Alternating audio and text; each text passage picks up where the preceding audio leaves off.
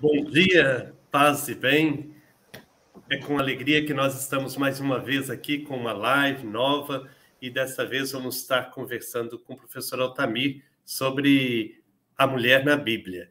E é muito bom podermos estar aqui celebrando juntos, porque é uma verdadeira celebração, celebrarmos a nossa fé, já às vésperas do Dia Internacional da Mulher, termos esse tema é muito bom para que a gente possa crescer cada vez mais na compreensão da palavra de Deus, a compreensão da nossa fé. Essa live é uma promoção das pastorais sociais da Diocese de Leopoldina, por isso nós queremos acolher a todos vocês das diversas paróquias aqui da nossa diocese que nos acompanham, das pastorais sociais, e nós sabemos também o quanto as nossas lives têm atingido outras regiões, outras dioceses. Queremos acolher a todos vocês que participam conosco. E sejam muito bem-vindos. Para iniciarmos, então, vamos nos colocar nesse espírito de oração, nesta manhã tão bonita, pedindo ao Senhor que abençoe este nosso encontro, as nossas reflexões. Em nome do Pai, do Filho e do Espírito Santo. Amém. Para nos inspirar nesta manhã de sábado, eu pensei num poema de Tagore, A Dança da Vida, para começarmos, então, este nosso encontro. Diz o seguinte: a mesma torrente de vida que de dia e de noite percorre em minhas veias, também percorre o mundo e dança em ritmo perfeito. É a mesma vida que explode pelo chão da terra, em inumeráveis formas de plantas e que se precipita em tumultuosas ondas de folhas e flores. É a mesma vida embalada pelo fluxo e refluxo do mar, o berço do nascimento e da morte. Sinto que meus membros se tornam gloriosos em contato com este mundo de vida. E encho-me de orgulho, porque o latejar da vida de todos os tempos, neste momento, dança em meu próprio sangue. Como o Papa Francisco insiste em vários de seus documentos, tudo está interligado. Nós precisamos cada vez mais sonhar com essa fraternidade universal, onde nós consigamos viver em plena harmonia com todas as criaturas. E essa harmonia também aconteça entre nós, seres humanos. Nós que estamos vivendo tempos difíceis, esses tempos de pandemia, tempos de extremismos e radicalismos, tempo de guerra, de intolerância. Que nós possamos pedir ao Senhor que nos conceda a sua paz e nos faça, de fato, instrumentos da paz. Sejam todos bem-vindos. Nós estamos aqui hoje, eu, a Gilcilene, das Pastorais Sociais, que estamos coordenando essa live, né? Em nome de toda a nossa equipe que acompanha, que está sempre presente em nossas reuniões e nossos trabalhos. E nós temos, então, dois convidados. A Gilcilene irá, então, apresentar os nossos convidados para esta live. Bom dia a todas e todos. É com muita alegria que estamos realizando esta live sobre as mulheres na Bíblia. Eu sou Gilcilene, atualmente estou presidente da Cáritas Diocesana de Leopoldina e também coordenadora da Comissão Pastoral da Terra de Minas Gerais. Gostaria de dar boas-vindas a quem está chegando. Vamos interagindo aí pelo chat, deixe seu comentário, compartilhe também essa live para que outras pessoas possam ver. É com muita alegria que no mês da mulher estamos recebendo aqui a senhorita Nathalie Souza, ela que é de Miradouro, minha conterrânea, Miradouro, Minas Gerais, palestrante e professora de história, jovem, mulher e ativista do movimento negro. Ela que concluiu o curso em estudos afro-latino-americano pela Universidade de Harvard. Nathalie vai falar um pouco para nós sobre a sua experiência de uma jovem mulher negra nos espaços da sociedade, sobretudo na educação. E é também com muita satisfação que estamos recebendo o professor Altamir Andrade, ele que é mestre em Sagradas Escrituras e doutor em Letras, professor do Centro Universitário Academia, a Unicademia, autor de comentários bíblicos para os roteiros homiléticos da CNBB. Ele que traz um olhar sobre a linguagem popular da Bíblia, se especializou sobre as mulheres na Bíblia. Confesso a vocês que eu estou muito curiosa para ouvi-lo. Um tema muito interessante e pertinente para o mês das mulheres. Um grande presente para nós poder ouvir o professor Altamir. Sabemos que a Bíblia foi escrita pelas mãos de homens, e por isso as mulheres foram invisibilizadas, assim como todo o contexto histórico que até hoje a sociedade traz na sua cultura, o machismo, o patriarcado, que colocam como seres inferiores aos homens. Nós, mulheres, já tivemos muitas conquistas, mas estamos longe do pé de igualdade com os homens.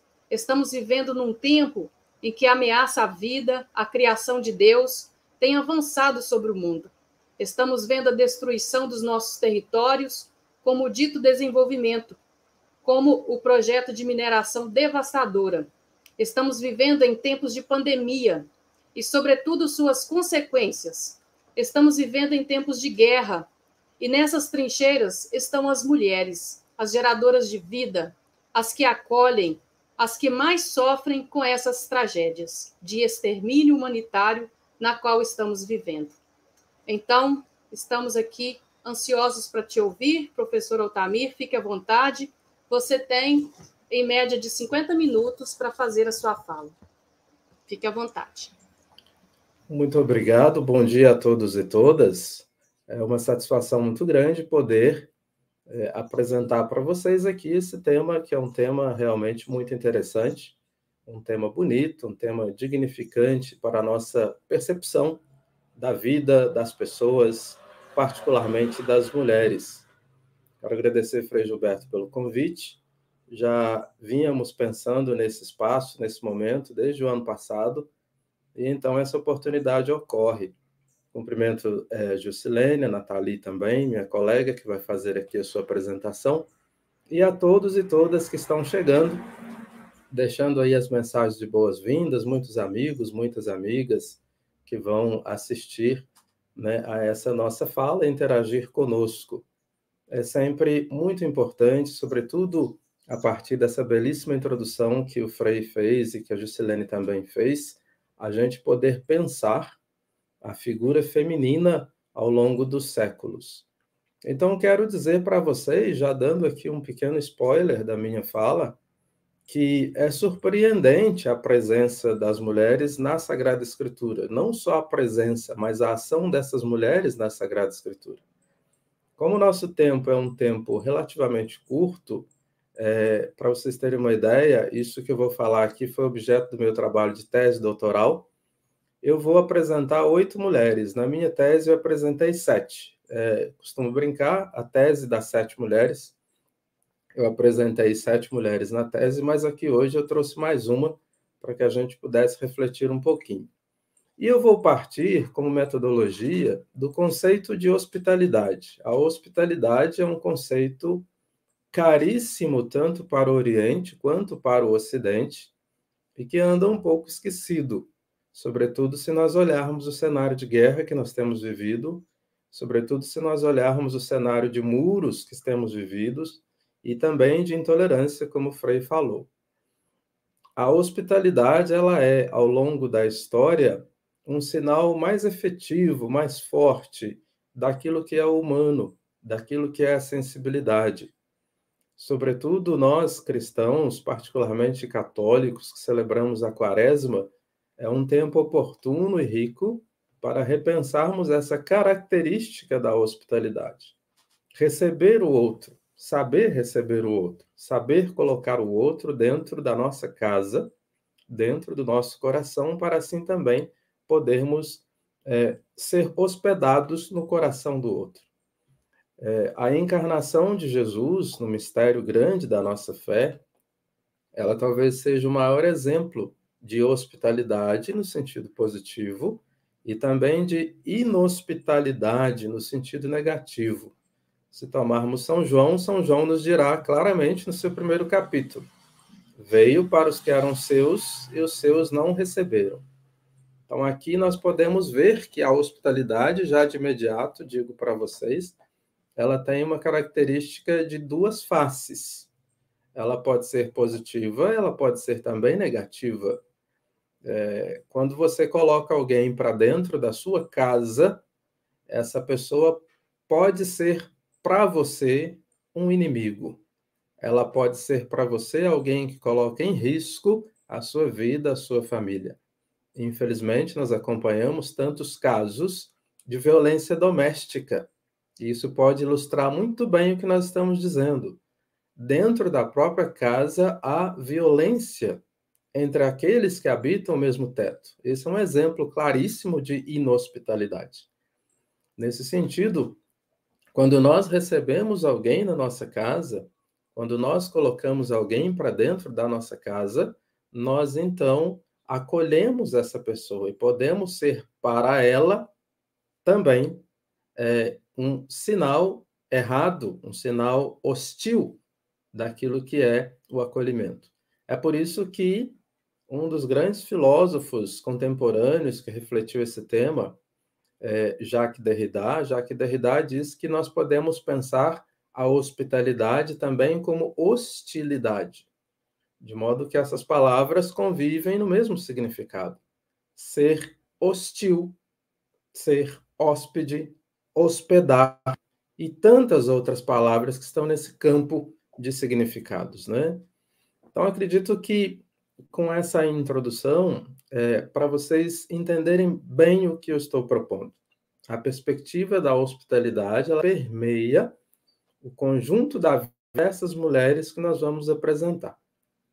Quais são elas? Se der tempo, nós falaremos de todas, tentaremos ao máximo apresentar todas para vocês. Eu vou trabalhar 7 mulheres do Antigo Testamento e uma do Novo Testamento, a saber, Agar, Rebeca, Tamar, as 2 parteiras egípcias e Ruth. E do Novo Testamento, uma mulher belíssima, significativa demais para a nossa tradição e que muitas vezes está sendo esquecida ou tratada de modo preconceituoso, que é a Maria Madalena. Então, nós fecharemos com a Maria Madalena essa nossa conversa de hoje. Mas e as outras mulheres? São muitas, gente. São muitas. São muitas. A Bíblia tem uma presença enorme de mulheres. Então, até para comentar rapidamente uma coisa que a Juscelene falou, nós temos massivamente uma escrita masculina da Bíblia. Massivamente. Mas eu posso dizer para vocês que algumas pesquisas já identificaram a possibilidade de uma autoria feminina também dos extratos mais antigos da Sagrada Escritura. Harold Bloom, que foi um crítico literário estadunidense, ele então disse que é muito provável que em tempos bem remotos, onde os primeiros textos da Bíblia apareceram, na sua autoria podiam estar mulheres. Outra pessoa que também disse isso, no sentido de que nós poderíamos recuperar essa tradição feminina, foi o pastor luterano, biblista importante, Milton Schwantz. Milton Schwantz disse que o ambiente feminino camponês, onde estão as mulheres que trabalham, as mulheres que cuidam das crianças, que ficam em casa enquanto os homens vão à guerra, pode ser o nascedouro de muita escrita feminina dentro da Sagrada Escritura.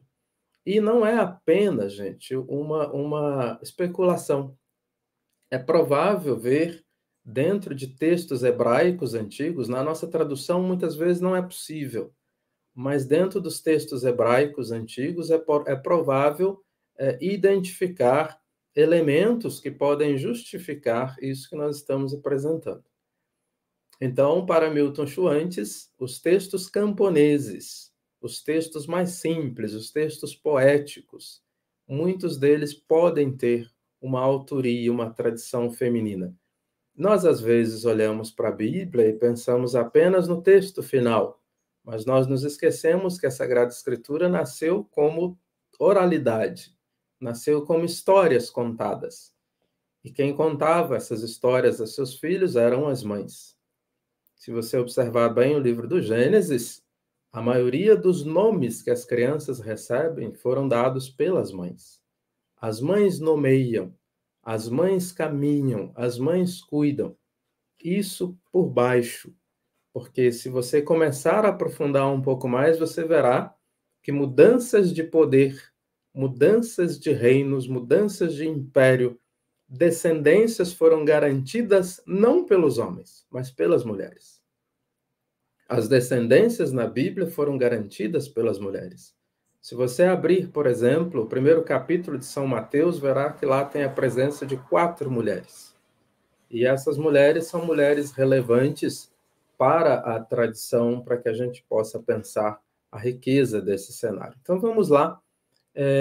Deixo claro aqui que é a partir um pouco do conceito de hospitalidade que nós vamos trabalhar a presença feminina dentro da Sagrada Escritura. Nós podemos começar, então, pensando que essas mulheres em Israel não são mulheres de Israel. A maioria delas são mulheres estrangeiras. Aqui está um dado importantíssimo para um elemento que daqui a pouco eu vou desenvolver.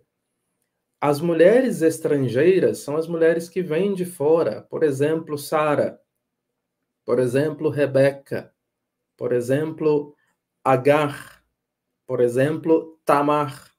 Enfim, todas essas que nós estamos trabalhando aqui, à exceção de Madalena, são mulheres que vêm de fora, são mulheres estrangeiras.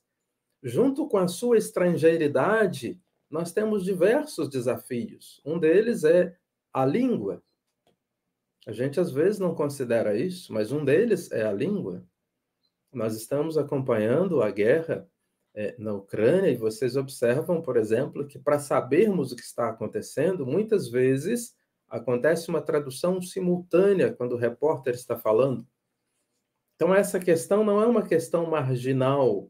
Com a língua vem a questão do culto, a questão da oração, a questão da devoção àquele Deus do lugar em que você saiu. Por isso existem desafios, existem conflitos. Para esses conflitos, para esses desafios, quem mais propõe as saídas criativas não são os homens, são as mulheres. As saídas criativas de todos esses conflitos são as mulheres que propõem. As reviravoltas nessas histórias, que muitas vezes parecem contos, mais ricos que muitas literaturas que nós temos, elas, na verdade, não são apresentadas pelas mulheres. E vocês verão o quanto isso é relevante na tradição da Bíblia. Quando Sara é apresentada, lá no livro do Gênesis, no finalzinho do capítulo 11, nós vemos uma série de homens sendo ali indicados, por exemplo, Abraão e Nacor, que são 2 irmãos, e ali o texto diz que Sara é a mulher de Abraão. E é interessante porque o texto já diz Sara era estéril, não havia para ela criança. Isso é uma palavra na tradução mais original, né, do texto hebraico. Sarai era estéril, não havia para ela criança. A presença da indicação da mulher nesse texto já é em si relevante.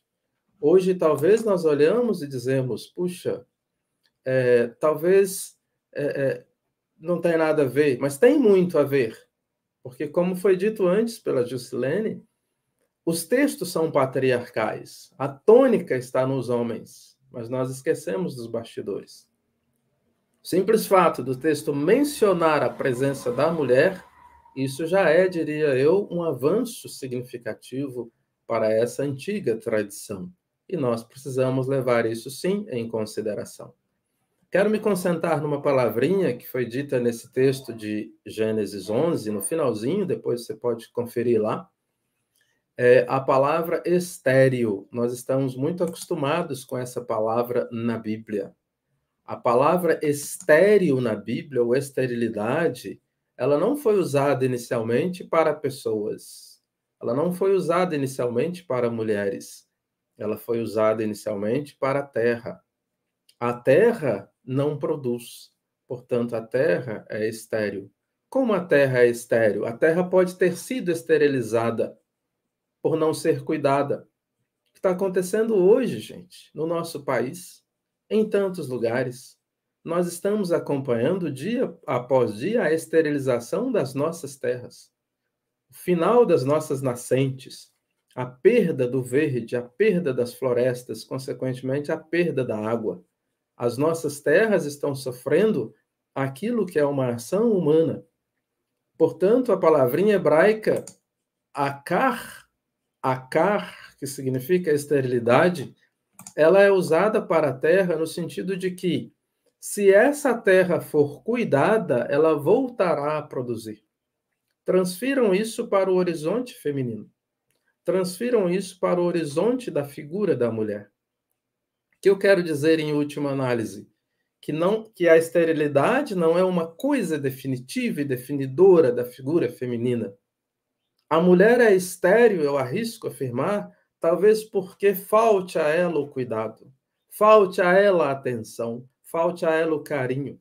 Se ela for cuidada, se ela for recebida, ela terá filhos. Como isso acontece? Nós estamos acompanhando, dia após dia. Mulheres que fogem do contexto da guerra com seus filhos. Quantas delas estão grávidas? Quantas delas, infelizmente, não perderam seus filhinhos? A guerra produz a esterilidade das terras e das pessoas. A guerra produz a esterilidade do coração. E nós que somos cristãos e cristãs, estamos no tempo da fertilidade, que é o tempo da quaresma. Precisamos fertilizar os nossos corações no sentido da abertura, da acolhida, da permanência, da presença. Todo dia é dia de abrirmos o nosso coração para que essa fertilidade possa acontecer. Isso está se passando na Bíblia. Provavelmente, Sara não consegue ter filhos porque está se deslocando. Está acompanhando seu marido de um lado a outro. Existem algumas pesquisadoras norte-americanas que fizeram algumas sugestões, algumas hipóteses muito interessantes. Elas disseram que é provável que essas mulheres no Oriente fossem mulheres importantes, talvez até princesas nos seus clãs. Talvez por isso o nome Sarai tenha algum tipo de proximidade ou significado de princesa. E aí, quando elas se deslocam para o Ocidente, elas vão perdendo essa característica. O deslocar, o caminho do deslocamento, com todos os seus desafios, ele torna a vida de uma pessoa estéril. E isso faz com que essas mulheres percam os seus filhos, percam a genuinidade daquilo que é a sua vida. Talvez nós estejamos diante disso, quando apresentamos aqui, quando vemos aqui esse elemento. Portanto, se há acolhimento, se há hospitalidade, se há terra, essas mulheres passam a ter filho. Teologicamente, de quem vem a promessa? De Deus. Deus promete a descendência. Deus promete a descendência e muitas vezes acontece exatamente aquilo que para nós é um paradoxo, é uma dificuldade de compreensão, é um beco sem saída. Porque a essa mulher que é prometida a descendência se diz também que ela é estéril. É o que acontece com Sara, é o que acontece com Rebeca, não é? Então, quando nós olhamos para essas figuras femininas, nós podemos ver essas características. Portanto, na superfície desses textos, nós vamos encontrar um dado estético, que eu desconfio ser na Bíblia um pretexto para se pensar outras coisas mais profundas. Em Gênesis 12:11 diz que Sara é uma mulher bonita de se ver. Mas a Bíblia não se detém sobre o elemento estético. Aqui quer-se dizer muito mais. De Raquel também se diz que é bela, de belo porte. A Bíblia é sutil em avaliar ou em elogiar a figura masculina, mas ela elogia José também como belo. Elogia Salomão, elogia o noivo, o rapaz, no Cântico dos Cânticos. Aqui, quando se diz que a mulher é bonita de se ver, eu quero crer que nós estamos diante de uma presença da identidade.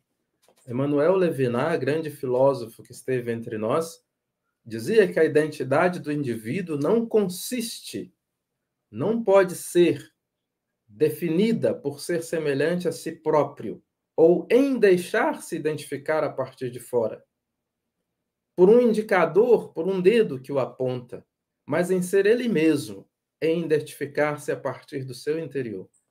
Vejam como nós estamos distantes dessa definição. Hoje parece que tudo é o contrário. A identidade das mulheres, hoje, parece ser garantida por um apontamento exterior, não por um apontamento interior. Não por aquilo que é interno, mas pelo que é externo, pela fama, pela quantidade de seguidores, por tudo aquilo que é algo que passa, que é breve, que é fugaz. Aquilo que é o interno, aquilo que é o essencial, parece que a Bíblia, então, presta muita atenção. Então, quando nós olhamos para o desenrolar dessas figuras, eu gostaria muito de avisar a vocês. As personagens bíblicas são pessoas como nós. As personagens bíblicas são figuras humanas. Não podemos exigir delas que sejam santas, que sejam perfeitas. Nós estamos olhando para figuras que são figuras que estão ambientadas em um tempo, com todas as suas dificuldades, com as suas fraquezas, com as suas dores e angústias, mas também com as alegrias, com a sua vida, com tudo aquilo que traz a esperança, a paz e a continuidade do próprio existir. É isso que acontece com Sara.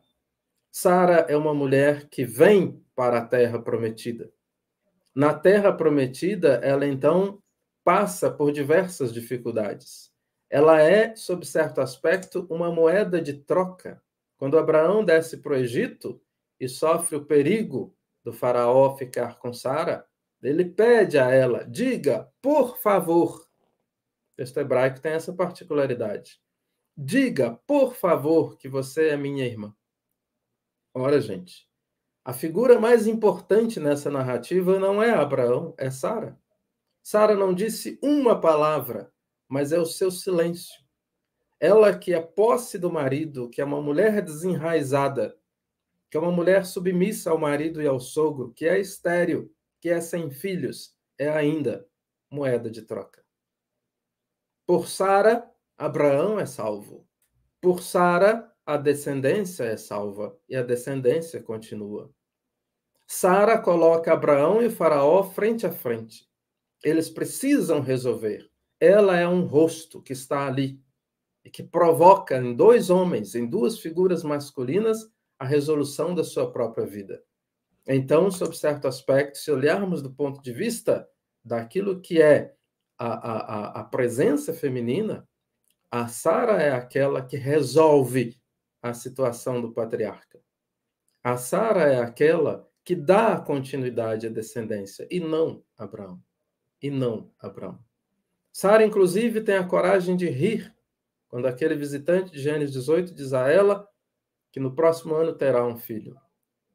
Então, quando nós olhamos para aquilo que é a desconfiança, eu posso dizer assim, de Sara, ela ri.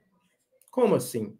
Eu sou velha, meu senhor também, de idade avançada, como poderei ter um filho? E o nome Isaac, que é o filho da promessa, significa exatamente aquele que ri. Em Isaac, o resultado do sorriso de Sara. Reparem o que eu acabei de dizer. As figuras femininas passam por diversas situações. Se Sara é oprimida, Sara também oprime. Com isso, nós passamos para a segunda mulher, Agar. Agar é uma egípcia, é uma serva na casa de Sara. Sara não podendo ter filhos, Abraão vai ter um filho com Agar. Isso era permitido pela lei antiga. Mas observem Agar, estrangeira, não está no Egito, não está na terra, ela não é israelita e ela é uma serva na casa de israelitas. Agar é, então, uma mulher que está no entrelugar. E sabem o que significa o nome Agar? Significa fuga. Significa alguém em constante trânsito. Essa é a Agar. A história dela é contada em Gênesis 16 e Gênesis 21. Quando nós, então, olhamos para a figura de Agar, uma serva na casa de Sara, uma egípcia que pode ter filho, que é fértil. Ela então oferece para o casal Ismael. Ismael nasce e aí gera a desconfiança mais uma vez de Sara. Tudo isso, gente, que eu estou dizendo, não são fofocas da Bíblia. Estou dizendo para vocês prestarem atenção naquilo que é o próprio do humano. Os conflitos, as resoluções dos conflitos. Aquilo que é a essência do viver. Os desafios de todos os dias. O modo de pensar, o ir à frente, o voltar atrás. Né? Então, quando Agar tem um filho com Abraão e esse menino começa a crescer, Sara sente ciúmes. E aí Sara manda Abraão expulsar Agar. Olha a força da figura feminina. Porque legalmente Ismael é filho de Sara. Ismael é filho de Sara. Agar tem o filho com o marido de Sara. A legislação é um pouco complexa, mas é isso que significa. Legalmente, Ismael é filho de Sara. E Sara manda Abraão expulsar a serva e o menino. Reparem nessa situação de inhospitalidade dentro da própria casa. Abraão, sendo pai, precisa enviar para o deserto o filho e a esposa. Pergunto a vocês, até agora, qual é a força de Abraão? Quais são as figuras destacadas nessas narrativas? As mulheres ou o homem? Nesse sentido, quando Agar vai embora, amando de Sara, ela é abandonada no deserto, apenas com um pão, uma bilha d'água e o menino. Uma das narrativas mais emocionantes de toda a Sagrada Escritura. O texto hebraico diz que ela, erguendo a voz, chorou. Chorou, literalmente. Elevou a voz e chorou ruidosamente. Afastou-se para não ver o filho morrer. É diferente, eu vos pergunto, do que nós estamos assistindo na Ucrânia? É diferente do que nós estamos assistindo pelo mundo afora? É diferente do que estamos vendo no próprio Brasil, nas nossas cidades pequenas, nas nossas cidades grandes? É diferente daquilo que você vê no seu bairro, na sua rua? Não é diferente. Não é diferente. É a mesmíssima coisa. Crianças abandonadas, mulheres abandonadas, oprimidas, tendo que resolver a sua vida sozinhas. É o que está acontecendo com Agar, aquela que foge. Quantas Agares existem entre nós? Eu vos pergunto. Quantas Agares você conhece? Nesse sentido, nós vamos observando o caminho que é feito dentro dessa tradição bíblica. Teologicamente, o texto vem costurando tudo isso e mostrando que Deus responde à ação dessas mulheres. O choro de Agar, a voz de Agar, o sofrimento de Agar chega até Deus. E Deus escuta a oração das mulheres. Isso é maravilhoso. O Senhor escuta a oração das mulheres. O Senhor escuta a oração de Ana. O Senhor escuta a oração da viúva de Sarepta. O Senhor escuta a oração de Maria e de todas as Marias, de todas as Anas, de todas as Priscilas, de todas as Renatas, de todas aquelas que estão entre nós. Assim como escutou a oração de Agar. Agar, então, é aquela que caminha, que tem filho, que é abandonada, que é mandada embora de uma casa em que ela era escrava, em que ela era serva.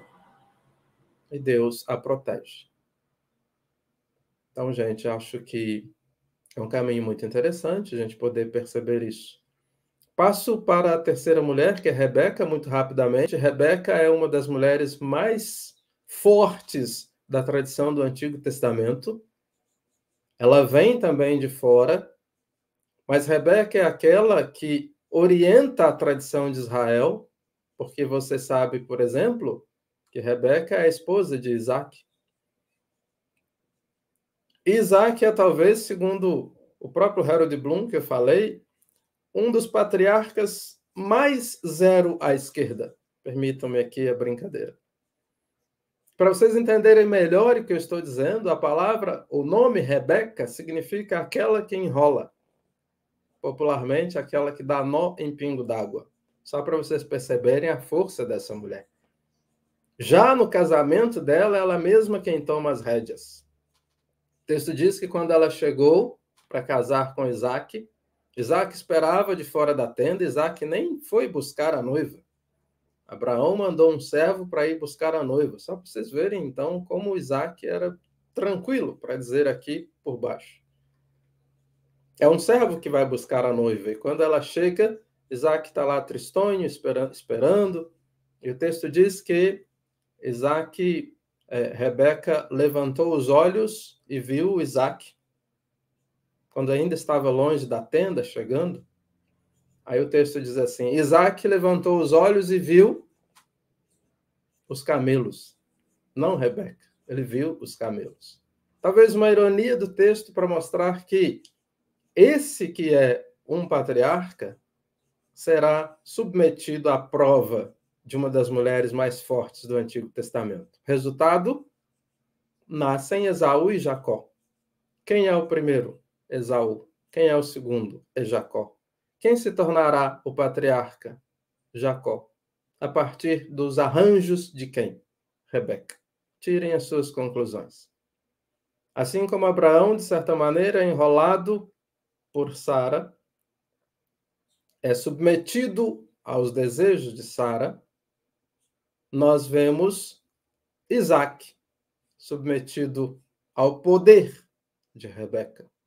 E aqui que eu digo para vocês uma curiosidade. A Bíblia parece gostar muito de contar essas histórias. Ela conta isso com uma vivacidade impressionante. E talvez por isso Harold Bloom diga que esses extratos mais antigos sejam extratos de escrita feminina. A narradora da Bíblia, eu me arrisco a dizer nesses textos, bate palmas quando as mulheres vencem. Mostram para nós claramente os homens sendo enrolados. Isso faz com que a gente perceba a riqueza desses textos, a beleza desses textos. Os homens têm sua importância, sim, mas talvez pela nossa cultura ela é supervalorizada.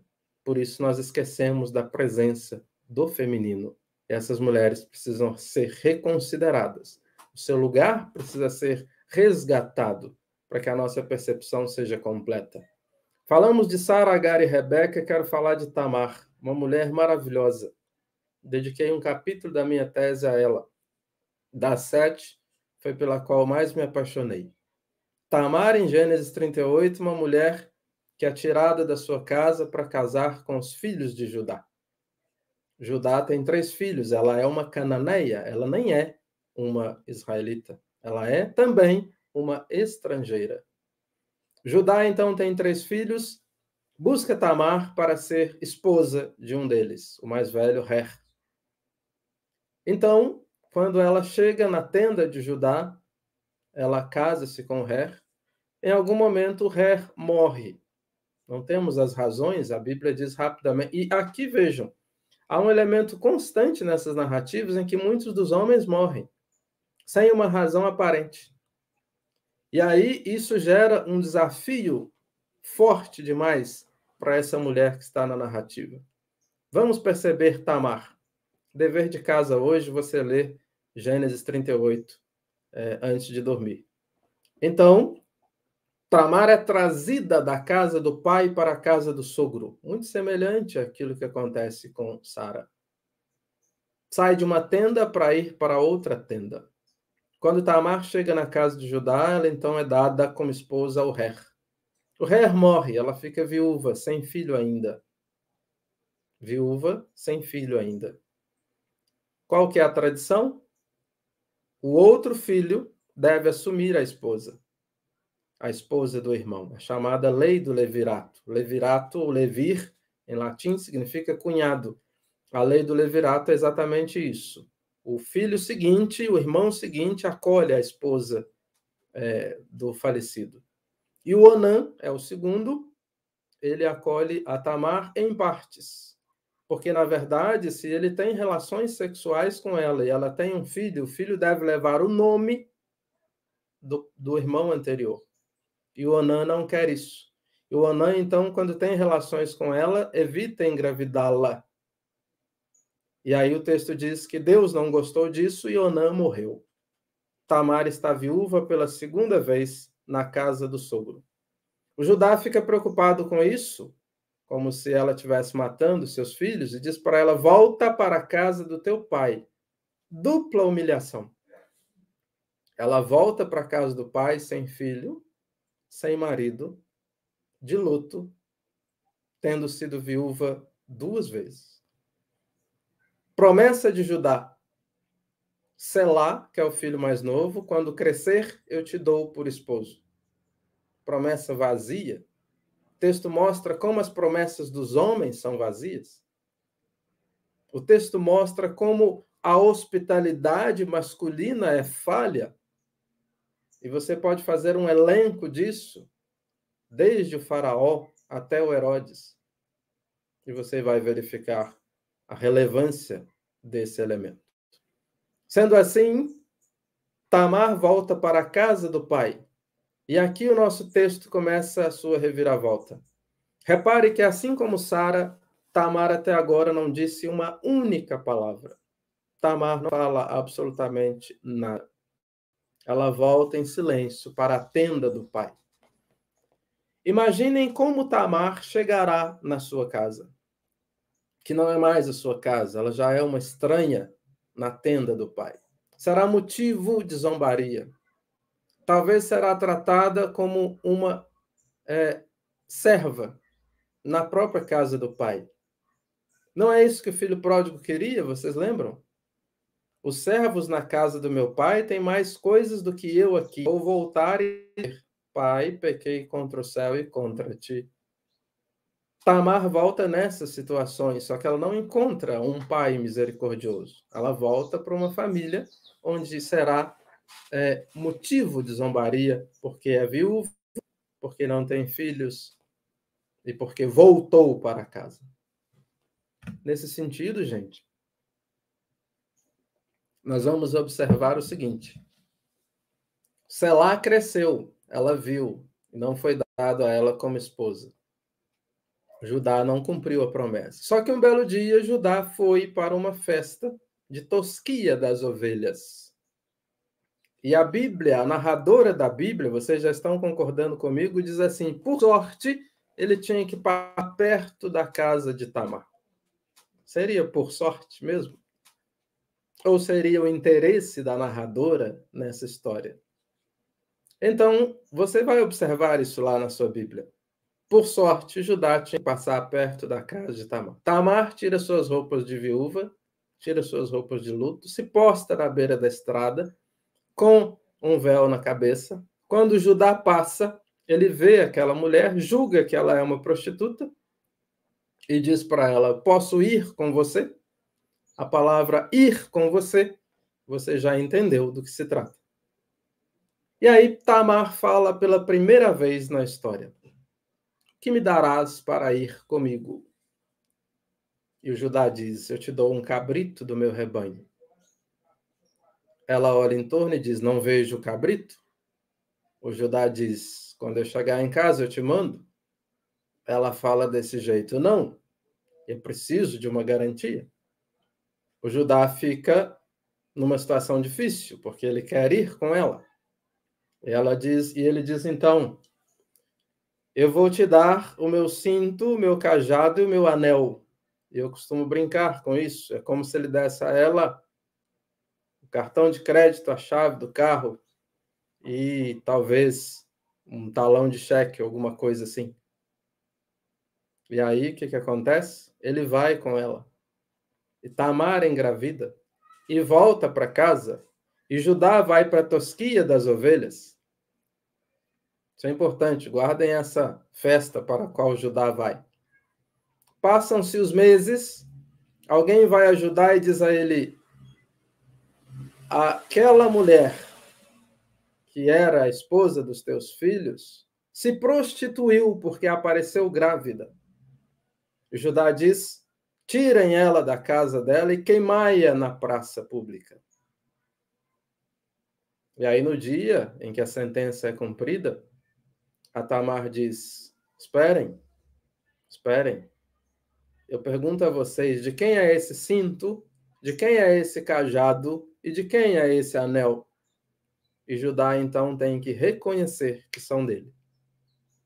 Essa é a maior rasteira que um homem leva na Sagrada Escritura, contada em Gênesis 38, na história de Tamar.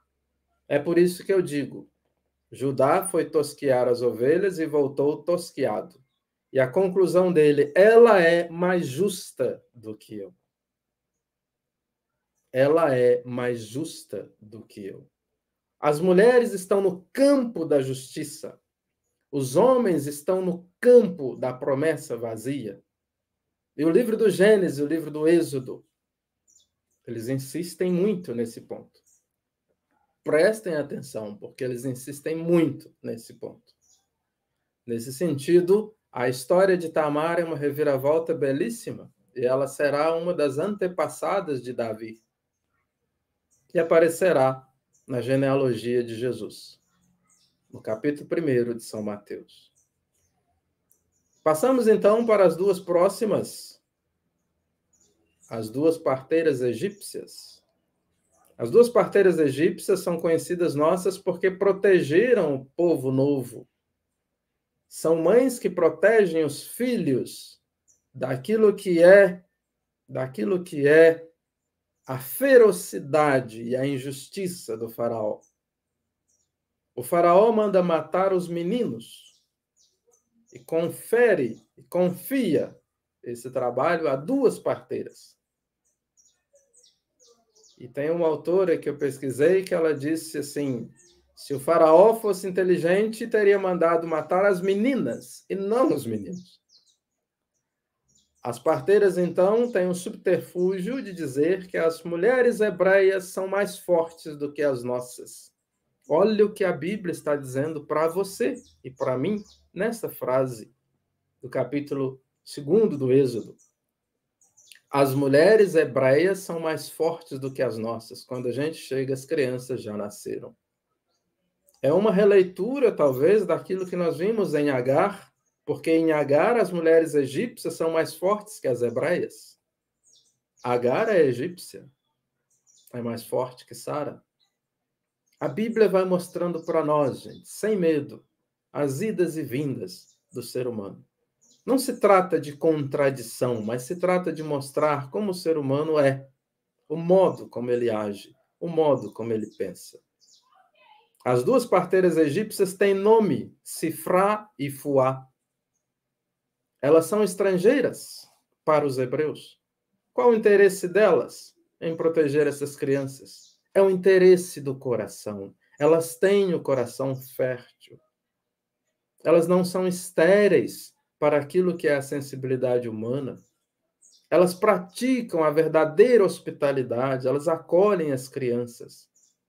Acolhem as crianças na casa do Egito, e o faraó manda matar as crianças no Egito.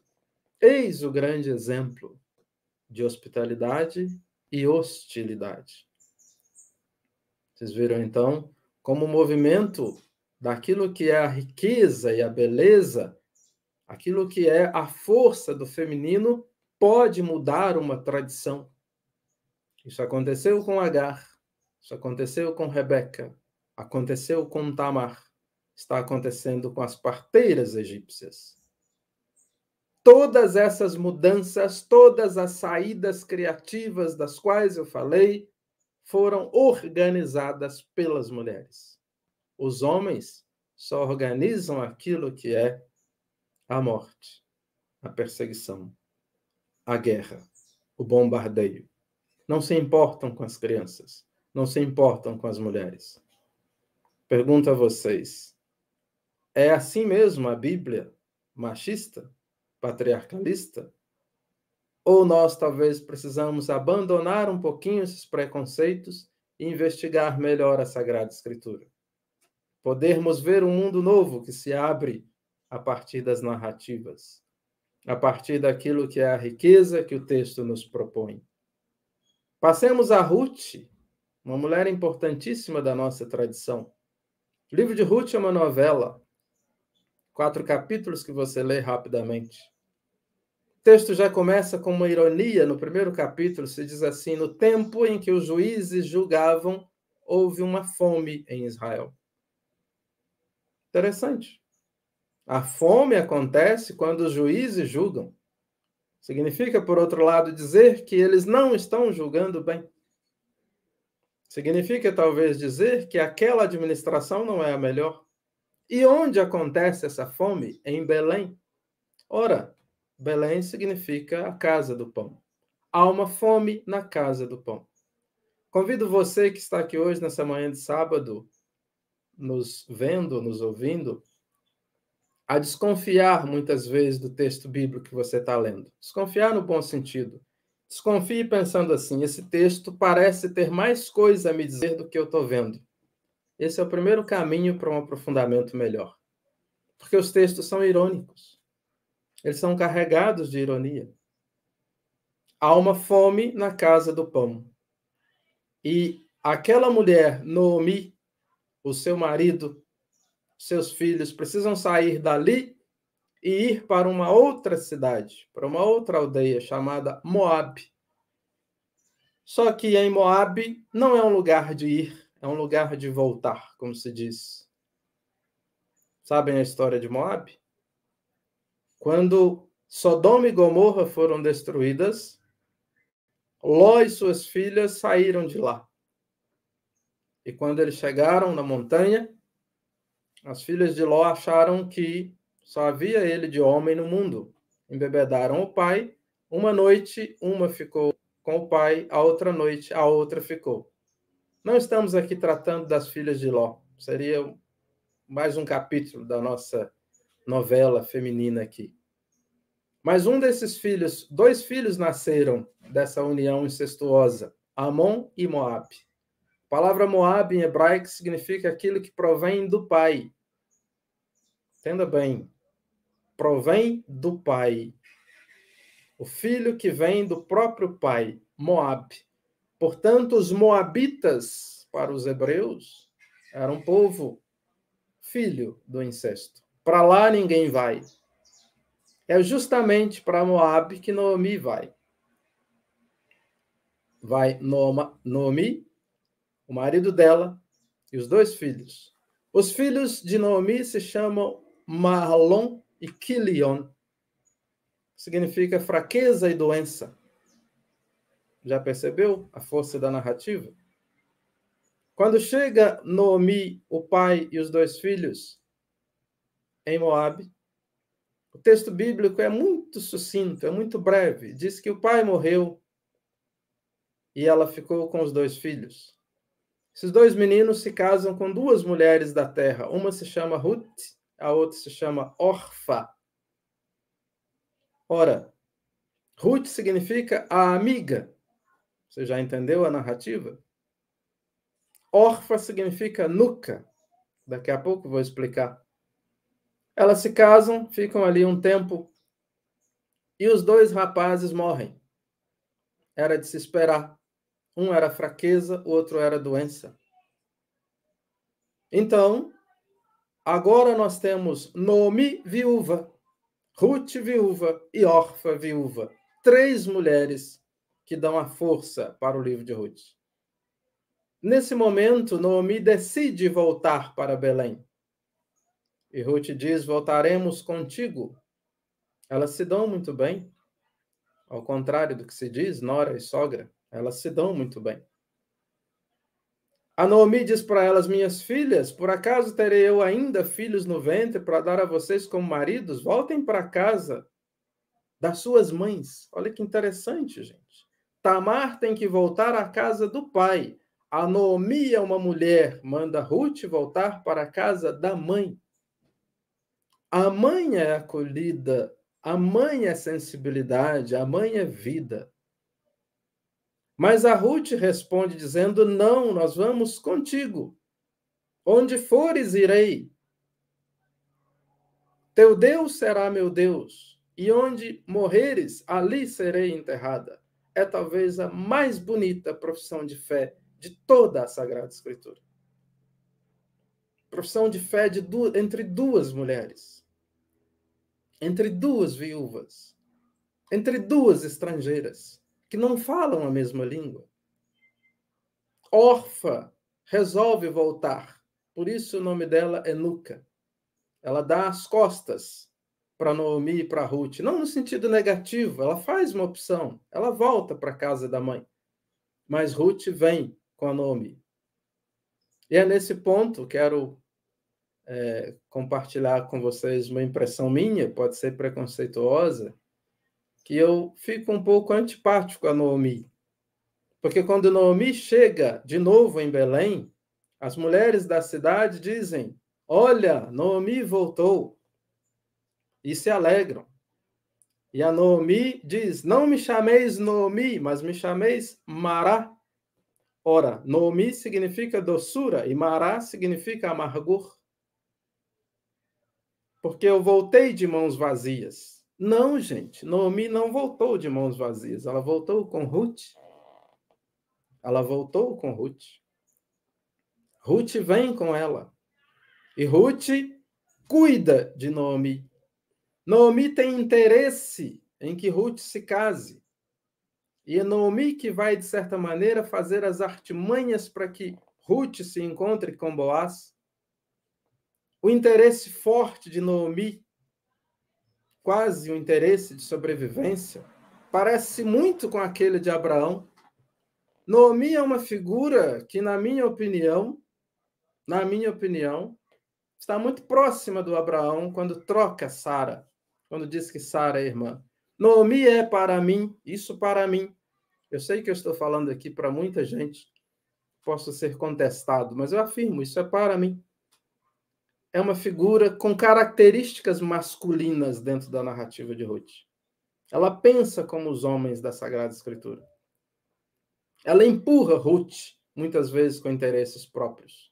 Depois você lê o livro e tira as suas conclusões. Mas Ruth é a amiga. Ruth tem identidade própria. Ruth desperta o carinho e a atenção de Boaz. A relação entre eles no campo é belíssima. É uma história maravilhosa. Boaz se apresenta como um homem justo, um homem que espera o tempo de Ruth, um homem que não apressa as coisas. Ele não é como Abraão, ele não é como Isaac, ele não é como Faraó, ele não é como Judá. Boaz é diferente. Leiam Ruth, conheçam Boaz. E desses dois nascem os filhos. Nasce o filho. E aí é belíssimo a gente poder ver a história de Ruth, a amiga, aquela que não é de Belém, mas que possibilita a Naomi o verdadeiro pão. Passamos ao Novo Testamento rapidamente, acho que estou cumprindo aqui com as propostas que nós fizemos. Quero falar de Madalena. Madalena é uma figura muitas vezes injustiçada na nossa tradição. Madalena é tida como uma prostituta na narrativa dos evangelhos. Mas em lugar nenhum se diz que Madalena é prostituta. Professor, aquela mulher que unge os pés de Jesus em Marcos 14 é uma mulher da cidade. Mas e aquela em Lucas 7 que chora aos pés de Jesus, enxuga com os cabelos? Uma mulher pecadora da cidade. Mas em Mateus 26 tem uma também que lava os pés de Jesus, uma mulher da cidade. João 12 também tem uma mulher que lava os pés de Jesus, é Maria, a irmã de Marta. Mas agora, professor, agora nós vamos saber. Aquela de João 8, que é apanhada em adultério, é a Madalena. Não, uma mulher apanhada em adultério. E a Madalena?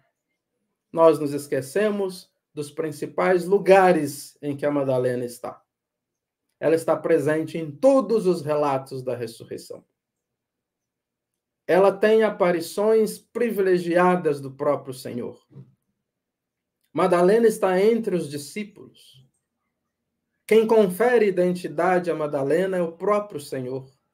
Ela é uma discípula modelo. Madalena é uma figura riquíssima na tradição. Nós que, de modo preconceituoso, até usamos dizer fulano tem cara de Madalena arrependida. Nós que usamos essas palavras e não reconhecemos nessa mulher a riqueza e a beleza. Madalena não se define por descendência, por filhos. Como disse Emmanuel Levinas, ela não se identifica por fora, ela se identifica por dentro. A única coisa que se diz de Madalena é que dela foram expulsos 7 demônios. E nós sabemos como 7 na Bíblia é simbólico. Resta saber quais são esses demônios dos quais a Madalena teve a sua libertação. Que serve para nós? De quais demônios nós precisamos nos libertar? Amanhã é o primeiro domingo da Quaresma. Contará para nós a tentação de Jesus. Então, gente, precisamos olhar para Madalena com os olhos da ressurreição. E para finalizar, eu quero dizer uma palavra que Frei Carlos Mester disse uma vez num congresso de biblistas. Ele falou: Madalena foi a primeira mulher a receber uma ordenação. Ela recebeu a ordem de contar a ressurreição de Jesus. E se você puxar a tomada da ressurreição, a luz de todos os sacramentos se apaga. Muito obrigado pelo carinho, pela atenção de todos vocês.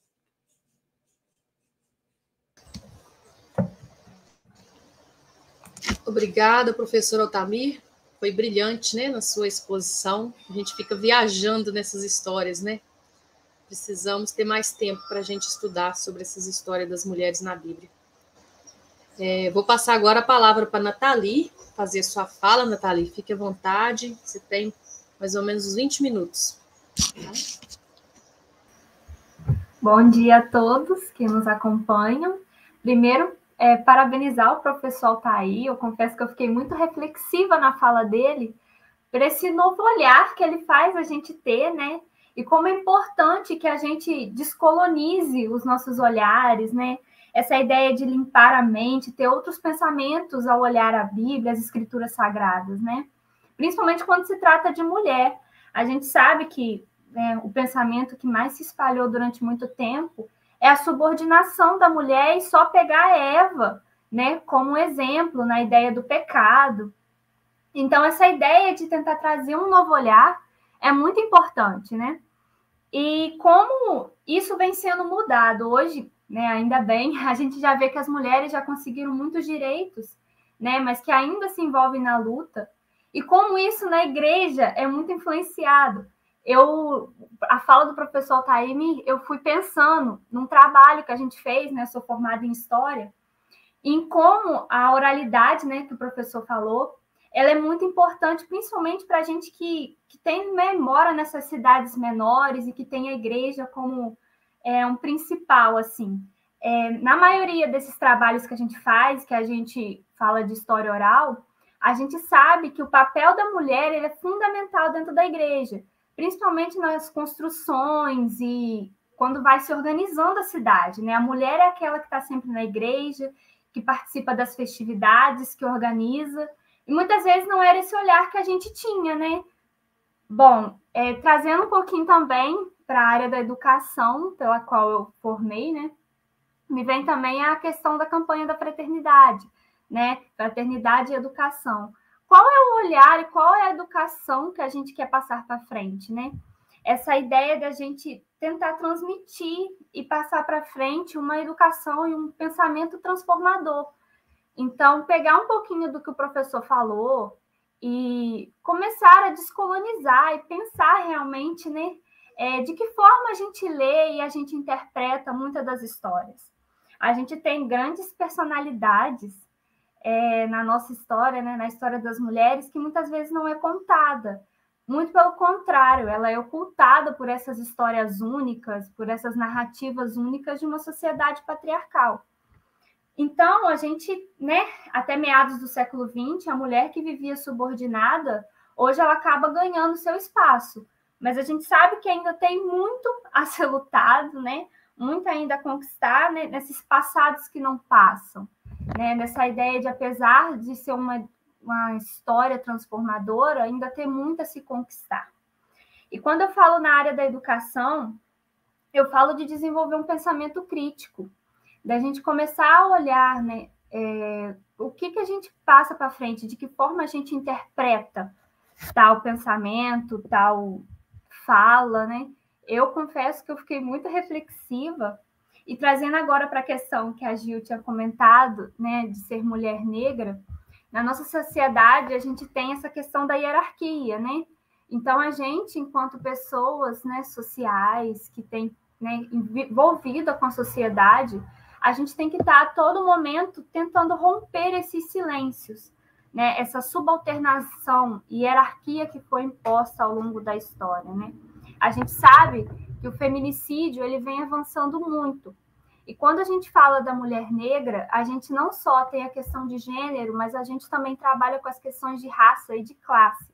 Ou seja, além dela estar pautada na questão de ser mulher, a gente também tem a questão da raça, do racismo, ainda muito vigente, e nas questões de classe, ou seja, aquelas mulheres periféricas que acabam recebendo uma renda inferior ao dos homens. Então, a gente tem que ter esse olhar voltado mesmo para uma crítica social, né? E por isso a importância dessa fala do professor Altamir, porque eu, particularmente, muitas das histórias que ele comentou das mulheres, eu não tinha tanto esse olhar voltado, né? A gente acaba já entrando com um pré-julgamento antes de começar as leituras.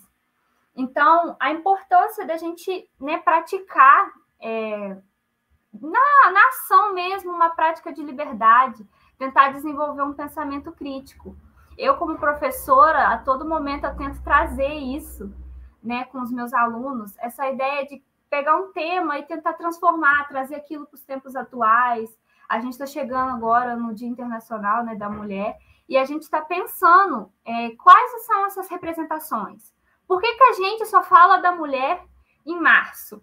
Né? Por que essas mulheres, raramente, elas estão presentes em outras datas? Né? A gente tem que pensar também qual a representação, até quando, quais as datas que a gente tem que falar.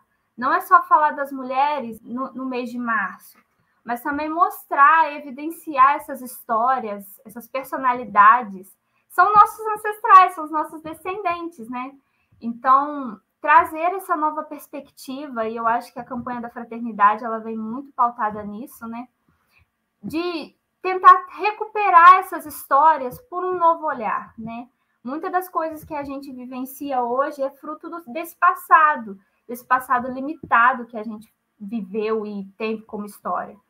Então, essa ideia de tentar quebrar um pouquinho desses tabus e tentar evidenciar uma nova história, né? Um novo olhar para as coisas. A gente tem Madre Teresa de Calcutá, Irmã Dulce, que foram grandes personalidades que a gente tem na Igreja Católica, que foram transformadoras no sentido de educar, no sentido de passar os ensinamentos, sabe? E que possamos ser um pouquinho como elas, né? Na ideia de o que eu conheço, o que eu tenho como conhecimento, o que eu interpreto sobre a Bíblia, sobre as mulheres, principalmente, que eu possa passar para frente. Isso também é uma forma de transgredir, né? De romper essas fronteiras patriarcais e machistas, né? A transformação, ela vem quando a gente vai à luta, quando a gente envolve nesse processo. Então, que a gente pegue um pouco dessas novas interpretações e possamos levar mais à frente, né? Eu confesso que eu agora vou ter que dar uma lida pela Bíblia para começar a olhar sobre essas novas personalidades femininas que o professor Altamir estava comentando, que eu, por muitas vezes, não tinha dado esse olhar para ela, esse novo olhar, né? Então, qual é o olhar que a gente tem para a figura feminina, tanto no passado quanto hoje? A gente sabe que é difícil de se comparar porque são tempos diferentes, e isso são coisas que a gente tem que manter, né, em pensamento quando se fala. Mas são grandes figuras, né? O papel da mulher, ela não tem que ser só reduzido a ser a sombra de um homem, ou viver na obediência, naquela coisa bem oculta. A mulher, ela tem um papel ativo, tanto na igreja quanto na história. Grande parte das construções da nossa história foi feita por mulheres, por mãos de mulheres, por pensamentos de mulheres, né? A própria Maria, a gente sabe que deu vida ao menino Jesus. Então, é um dos maiores exemplos que a gente tem, né? De uma mulher que foi confiada, tamanha graça.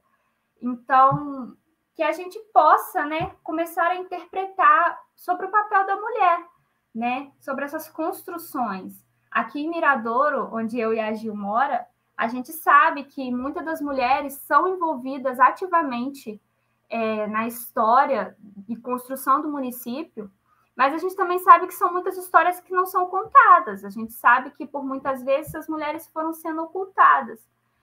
E é preciso que isso saia dessa sombra. É preciso que pessoas tragam isso à verdade, transformem esse olhar.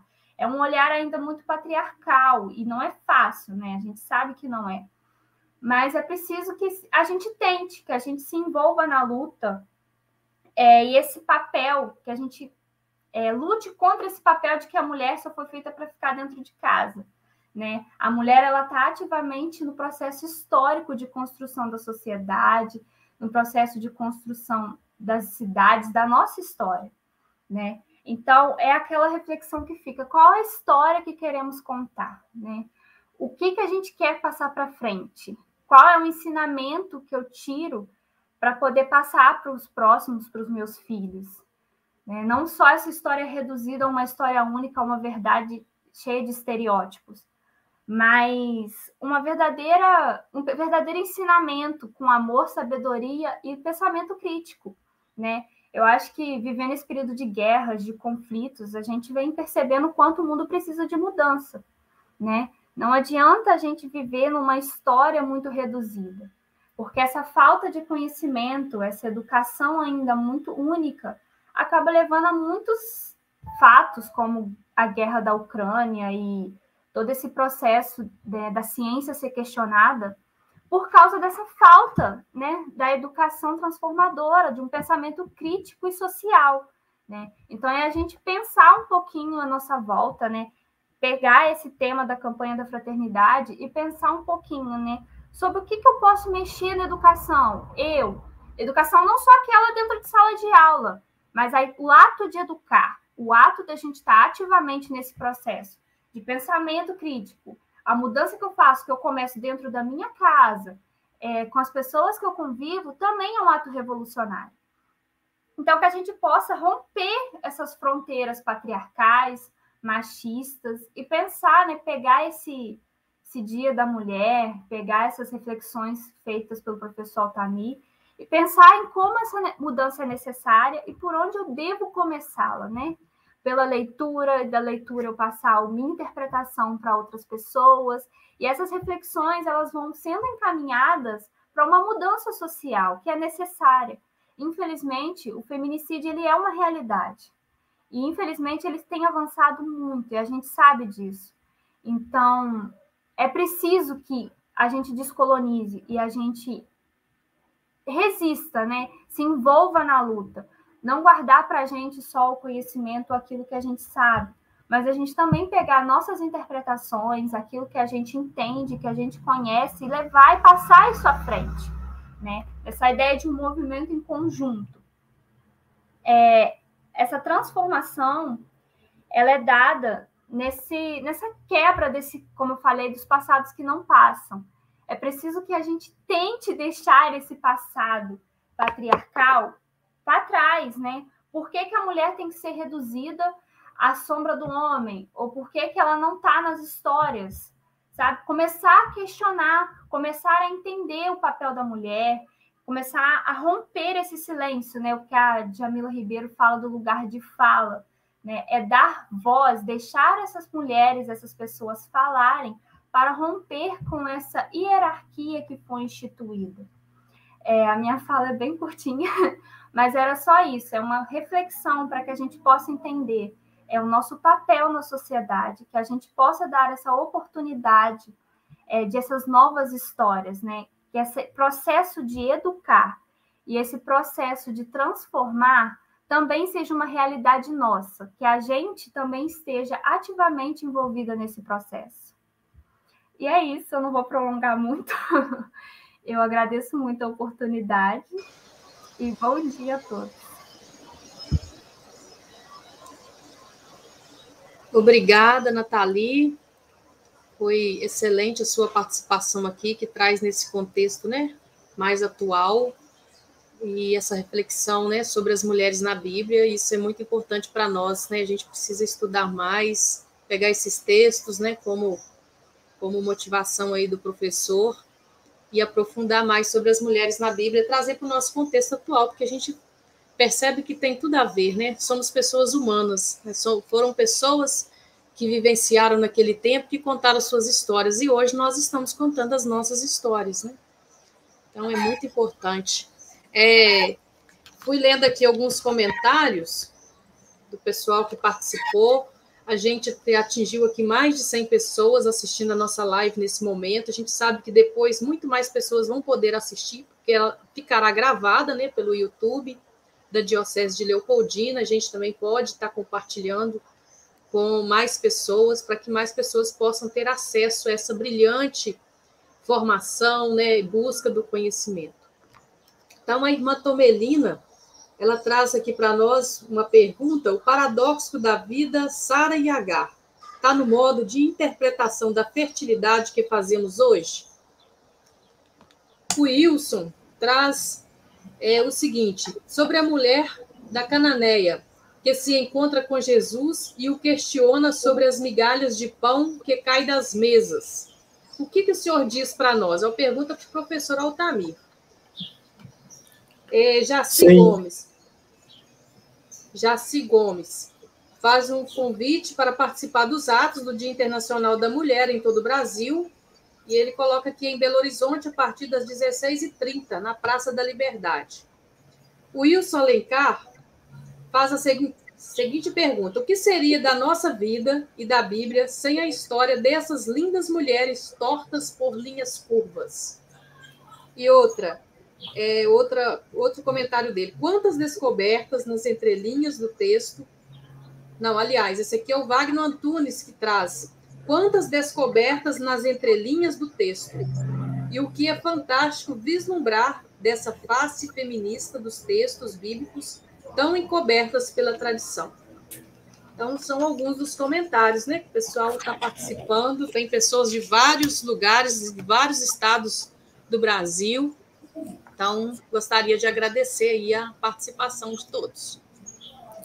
Eu gostaria também de agradecer, né, essas questões, essas perguntas, os comentários tão carinhosos que as pessoas fizeram aqui, pude ler muitos deles, e, de fato, dizer que é um prazer poder compartilhar isso que a gente, muitas vezes, fica debruçado desafios sobre a Bíblia, lendo, traduzindo, estudando, e quando a gente tem a oportunidade de compartilhar, é muito gratificante.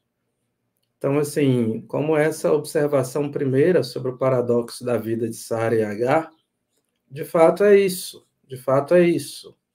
Ali é um conflito de fertilidade versus esterilidade. E a gente nota que essa questão não está propriamente só no corpo, ela está naquilo que é a compreensão, naquilo que é a existência. Porque o texto final da Bíblia, ele pode nos conduzir a uma armadilha de achar que as coisas aconteceram muito imediatamente. Nós desconsideramos o fato de que elas demandam tempo. O tempo que uma criança cresce, que nós acompanhamos, o tempo em que uma mulher está grávida até dar à luz, muita coisa acontece nesse meio. E a Bíblia não tem como contar a extensão de tudo isso. Ela vai contar, talvez, o princípio e o fim de uma história. Esse meio nós não temos. Vide, por exemplo, a vida de Jesus. e nós sabemos minimamente do início e pouco mais de 2 anos do fim.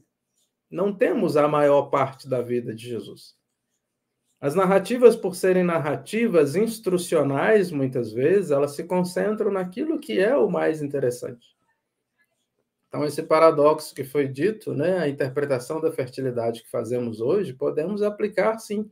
Em quantos lugares nós estamos trabalhando, estamos percebendo a infertilidade ou a esterilidade que está acontecendo de uma maneira, muitas vezes, forçada, nesses passados que não passam, como a Nathalie acabou de dizer. O fato de recuperarmos ideias antigas ou permanecermos em ideias antigas, isto faz com que a esterilidade continue. Não é? Então, é algo muito forte isso que nós vivemos. A observação do Wilson é muito interessante também, eu quero agradecer. Ele perguntou sobre a mulher cananeia. É um relato de São Marcos, no capítulo 7, onde uma mulher pede a Jesus que retire o demônio, o espírito impuro, da filha dela. Reparem, ela é cananeia, Jesus é judeu. Então, nós estamos diante aqui de um conflito de nacionalidades. Isso é muito comum no tempo de Jesus. Vocês têm um outro exemplo muito claro, que é o da samaritana. Precisaríamos colocar a samaritana nesse rol da discussão também. Estão vendo que cada vez que a gente fala, aparece uma mulher, né?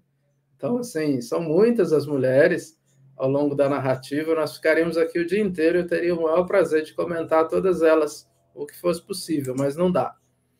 O que me chama muito a atenção, Wilson, nessa narrativa, sobretudo em São Marcos, é que tanto a mulher quanto Jesus estão numa casa que não é a deles.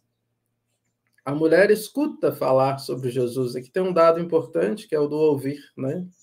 Ela escuta sobre Jesus. A fama de Jesus precede ele. Ela ouviu a respeito dele. E ela encontra com ele numa casa. A palavra casa, no grego, oikia, indica aquilo que é a essência da intimidade. Então, é um encontro muito interessante. Eu diria que é um encontro entre duas pessoas muito francas. A franqueza é um traço específico de Jesus, e nós muitas vezes não observamos isso. Jesus é muito franco, é muito direto, ele fala o que ele pensa, assim mesmo, como dizemos aqui em Minas Gerais, na bucha, não é? E ele então fala com muita clareza. A mulher fala, eu preciso que você cure minha filha. Ele diz, olha, não é legal tirar o pão da mesa dos donos para dar para os cachorrinhos. Nós entendemos isso como um desafio, uma troca de farpas, que era comum entre os judeus e os cananeus. A mulher é uma cirofenícia. Eles trocavam insultos, trocavam xingamentos até de tempos em tempos. É uma questão cultural. Precisamos olhar isso com muito cuidado. E a mulher não se ofende com isso. De certa maneira, essa mulher não é uma escutadora, eu gosto de dizer essa palavra. Ela não é uma escutadora passiva, ela é uma escutadora ativa. Repare que nesse texto não tem a presença da multidão, não tem a presença dos discípulos, apenas os dois tendo uma conversa franca. Isso é muito belo. E ela diz para ele, olha, tudo bem, eu até aceito que você e a sua tradição tenha essa concepção sobre nós, mas nós estamos tratando aqui não de nós, mas da minha filha. Olha que beleza, gente. Olha que beleza. Estamos tratando aqui da nossa filha. Né? Então, ela pede a Jesus essa cura para a filha dela, estando ela fora de casa, estando Jesus fora de casa. E aí o que acontece? Essa casa em que eles estão vira um lugar de catequese. São Marcos apresenta isso como uma grande catequese para nós. A mulher questiona Jesus. Jesus é obrigado a respondê-la. O demônio torna-se um pretexto, onde muita gente olha para o texto e só vê o demônio. Aqui nós precisamos olhar para o texto e ver a catequese, e ver Jesus, e ver a mulher, que é a grande agente dessa história. O demônio passa a ser secundário, ele é apenas um pretexto para uma discussão profunda entre a mulher e Jesus. Quem ganha, quem aprende com isso? Nós. Nós ganhamos, nós aprendemos. Ela é estrangeira, isso não é marginal. Nós falamos o tempo todo dessas mulheres estrangeiras. Ela se encontra com Jesus na casa de outra pessoa. é uma abertura muito interessante, é uma outra família, uma família sem nome. Possibilita o espaço para uma catequese de mão dupla. Qual é? Ela catequiza Jesus e Jesus a catequiza. Eu acho que é um pouco isso. Professor Atalmi, eu fiquei pensando também o lugar de Maria, né? Que a gente tem muitos tratados de Mariologia, nós estudamos muito Maria, né? Falamos muito de Maria, e pensar Maria em todo esse contexto que você coloca, nesse olhar diferenciado sobre a palavra de Deus e sobre a Virgem Maria. Eu acho que isso aí daria um novo encontro, né? Da gente pensar um encontro para falar de Maria nessa perspectiva, né? Nesse hall de mulheres da Bíblia, como que Maria entra, né? Quando a gente pega a genealogia de Jesus, a gente vai vendo que várias dessas mulheres que você falou estão lá na genealogia de Jesus, e chegar até Maria, né? Então há um crescente aí, se pode dizer assim, né? Dessa presença feminina e chegar até Maria, né? Então acho que seria uma oportunidade legal da gente, num outro momento, podermos conversar especificamente sobre esse lugar de Maria, o que ela significaria para nós hoje, né? Essa questão, toda a questão, não só da mulher, mas enquanto igreja mesmo, né? Como que nos ajuda esse olhar feminino a pensar a nossa igreja, né? Sem dúvida. Eu até fiz um trabalhinho pequeno, eu publiquei, depois eu posso até colocar o link para vocês, em que eu fiz uma pequena análise da Madonna de Cedro, do Antônio Calado, aquele romance, e também do Alto da Compadecida. Fiz um trabalho comparativo entre as duas obras, a partir da figura de Maria, o modo como João Grilo entende a Mãe de Deus, e o modo também como o Delfino Montiel, na Madonna de Cedro, reage com relação à figura de Marta, que é a esposa dele, muito parecida com Maria, na opinião dele. Então, depois eu posso deixar o link, e ali eu começo a discutir algumas coisas da figura de Maria mesmo, a Mãe de Jesus, nesse horizonte, né? Como é interpretada do ponto de vista da Bíblia, do ponto de vista do cinema, do ponto de vista da literatura. Mas eu estou aberto a uma possibilidade de uma hora a gente sentar para tratar de Maria e a sua força na tradição do Novo Testamento e na nossa tradição cristã. Então, a gente já está chegando ao final, né, dessa manhã muito produtiva, muito rica, e só gostaria de enfatizar um pouco sobre a característica de Deus, né? Que Deus tem muito mais característica de mãe do que pai. A gente falou aqui o tempo todo, né, que a mãe é acolhedora, a mãe é que tem a sensibilidade maior. Então, Deus é essa figura, né, de ser acolhedor, e muitas vezes também a nossa igreja precisa disso, né, de ser mais acolhedora, de acolher a diversidade, de acolher o diferente, porque a gente percebe que a nossa igreja ela está envelhecendo, porque tem essa dificuldade de acolher a juventude, principalmente, né, essa diversidade das novas gerações. A gente precisa de fazer uma reflexão sobre isso, né? Então, é isso, né? A gente traz essas reflexões que a gente possa estar aprofundando. Gostaria, né, de agradecer imensamente a participação de cada um de vocês, da disponibilidade da Nathalie. Ontem que eu, né, consegui conversar com ela e ela topou de estar aqui com a gente. Foi muito bacana a sua participação.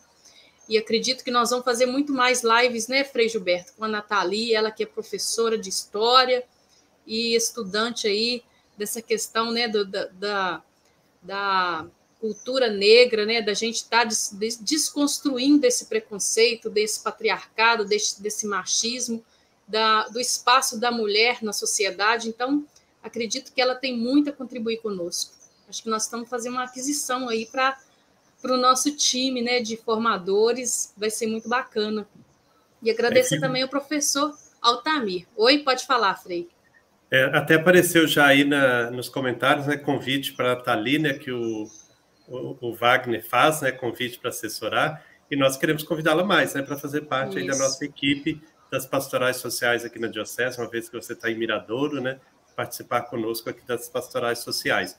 E nós estamos numa sequência de lives sobre a campanha da fraternidade, né? Nós já tivemos 2 lives, e está previsto a realização de mais duas, né? Uma com a Beatriz Cerqueira, no próximo dia 10, nós vamos estar conversando sobre políticas públicas da educação, né? Ela que é a presidente da Comissão de Educação da Assembleia Legislativa, ela vai estar conosco falando, então, sobre as políticas públicas para a educação. Então, vai ser no próximo dia 10. E no dia 31, nós vamos ter outra live com o Frei Otton, falando sobre a educação católica. Então, são lives que vão estar ajudando a gente a pensar essa questão da campanha da fraternidade. E nós não queremos parar por aí. Quem sabe a gente vai estar pensando uma live com a Nathalie sobre a questão da educação numa ótica da população negra do Brasil, toda essa questão. Eu acho que seria muito legal a gente ir aprofundando nesse tema. Vamos pensar, né? Quem sabe, Nathalie, a gente pensa também nisso, né? Mas foi muito bom tê-la aqui conosco, uma jovem, né? Muito bom estar. Quando nós divulgamos essa live, teve uma pessoa que mandou um comentário para mim e falou assim, mas, Frei, para falar das mulheres, um homem, né? Então, eu acho que isso também fala de um jeito da gente olhar, que eu creio que até é machista, né? Que para falar bem das mulheres, para falar, tem que ser mulher, né? Então, que os homens vão ter um olhar sempre machista, um olhar sempre masculinizado, né, das mulheres, né? E a gente conseguir adentrar no mundo das mulheres também, eu acho que isso é tarefa para todos os homens, né? A gente conseguir também beber da fonte feminina e deixarmos, de fato, fluir em nós também essas características maternais, essas características de cuidado, né, de sensibilidade, né? Eu acho que isso aí é fundamental, né? E quando a gente vê o professor Altamir, a gente percebe muito isso, essas características femininas, né, maternais também, que eu acho que tem que fazer parte de todo ser humano, né? Que nós precisamos saber equilibrar em nós essas energias, essas pulsações, né, masculinas e femininas em harmonia, né? Então, acho que é isso que a gente tem que cada vez mais buscar na nossa vida, né? Então, agradecer muito mesmo a você, Nathalie, ao professor Altamir, por se disponibilizar a estar conosco nesta manhã. E foi muito bom ver o pessoal chegando, saindo, né? Muita gente passou por essa sala também ao longo da manhã, mas muitos permaneceram conosco firmes aí, acredito que em torno de 70 pessoas, do começo ao fim aí nos acompanhando, né? Então é muito bom. E a live vai ficar gravada, né? As pessoas continuam perguntando, vai ficar aí, para que a gente possa divulgar, que é uma riqueza muito grande. Eu acho que é uma forma da gente estar celebrando mesmo o dia 8 de março e nos comprometendo cada vez mais por essa sociedade de irmãos e irmãs, né? De fraternidade universal, como o Papa Francisco, na Fratelli Tutti, ele insiste muito, né? Então, acho que é um passo que a gente dá, eu acho que essas lives têm nos ajudado, né? Seria um encontro presencial, né? Mas tem seus prós e contras. Nós não podemos realizar o encontro presencial por vários fatores, mas possibilitou a muitas outras pessoas que não estariam em Leopoldina hoje a participar conosco, né? Então, isso também é um ponto positivo desta manhã, né? Então, agradecer a vocês. Juscelene? Então, vou passar agora a palavra para o professor Altamir e também a Nathalie para fazer suas considerações finais. Se tiver ficado algum questionamento, algum comentário que vocês queiram enfatizar, podem ficar à vontade. A gente tem ainda uma meia hora. Nathalie, por favor. Eu só tenho a agradecer, primeiramente, a oportunidade. Foi um aprendizado, assim, riquíssimo. Eu vim para palestrar e saí como uma pessoa que aprendeu muito, né, com a fala do professor Altamir, com todas as contribuições. Eu espero, né, que tenha dado para todo mundo entender o que eu trouxe aqui, apesar de ter sido uma fala muito rápida. Mas era basicamente isso, agradecer a oportunidade e deixar essas reflexões, né, para que a gente repense o nosso papel, repense essa história que é contada. É isso. De minha parte também, muita gratidão pela atenção de vocês, participar com a gente nessa manhã, e ficar nessa casa aqui juntos, discutindo algo que é realmente muito importante. Eu só tenho a agradecer, acho que não teria nada assim a discutir mais e acrescentar. Só antes do Frei Gilberto dar a nossa bênção final, gostaria que a Nathalie lesse para nós um texto, um poema, homenageando o Dia Internacional das Mulheres, né? Aliás, o mês, que é o mês de março, uma mensagem que a gente deixa aqui para todas as mulheres. A força do feminino sagrado vem trazer a ternura, a sabedoria, a paciência, a flexibilidade, a fertilidade, a criatividade. A força do masculino sagrado vem trazer a coragem, a firmeza, a determinação, a proteção, o foco, o objetivo. Ambas são complementares e ambas são sagradas. Não devem ser escolhidas, preferidas ou, por outro lado, ignoradas. Devem ser ambas abraçadas, unidas, aceitas em equilíbrio dentro do mesmo ser por completo. Aceitar a si mesmo, a por inteiro, não só pela metade, é o primeiro passo e mais importante para a sua reconexão com seu ventre ara sagrado, para assim encontrar o caminho de retorno para casa, para a plenitude, para a completude, para quem você é na sua essência, no seu inteiro. Quando o ventre e o ara despertam, a força primordial que sempre habitou esses centros de poder é ativada. Um espaço profundo de liberdade, expansão e abertura. Muito bom. Então, nosso grande abraço aí para todas as mulheres, né? Nossa admiração pela firmeza, garra que as mulheres desempenham dentro de nossas comunidades, né? Então, a vida da nossa igreja, ela passa muito pelas mãos das mulheres, né? E como que as mulheres fazem diferença dentro de nossas comunidades. Na nossa tradição franciscana, nós temos Santa Clara, né? Que é o feminino de todo esse movimento franciscano, que por muitos séculos foi vista como a frágil florzinha de São Francisco, mas que no século passado, um brasileiro, de modo especial, ele se dedicou ao estudo de Santa Clara e resgatou a mulher forte que foi Clara dentro de todo o movimento. Após a morte de Francisco, ela que sustentou o movimento franciscano na sua radicalidade, na fidelidade ao Evangelho. E Clara foi uma mulher de fibra, uma mulher muito forte, buscada por tantas autoridades, inclusive pelo Papa, para dar-lhe orientações, né? Então, Clara, para nós, é o exemplo dessa mulher forte. Eu queria terminar, então, com a bênção de Santa Clara, que nós encontramos nos seus escritos. O Senhor te abençoe e te proteja. Faça resplandecer sobre ti a sua face e te dê a sua misericórdia. Volte para ti o seu olhar e te dê a paz. Derrame sobre ti as suas bênçãos e no céu te coloque entre os seus santos e santas. O Senhor esteja sempre contigo e que tu estejas sempre com ele. Que o Senhor nos abençoe em nome do Pai, do Filho e do Espírito Santo. Amém. Muito obrigado ao Tamir, Nathalie, Gilcilene, que foi muito bom estarmos aqui juntos nesta manhã. Obrigado a todos que nos acompanharam. Gratidão, pessoal. Então, tchau. Tchau.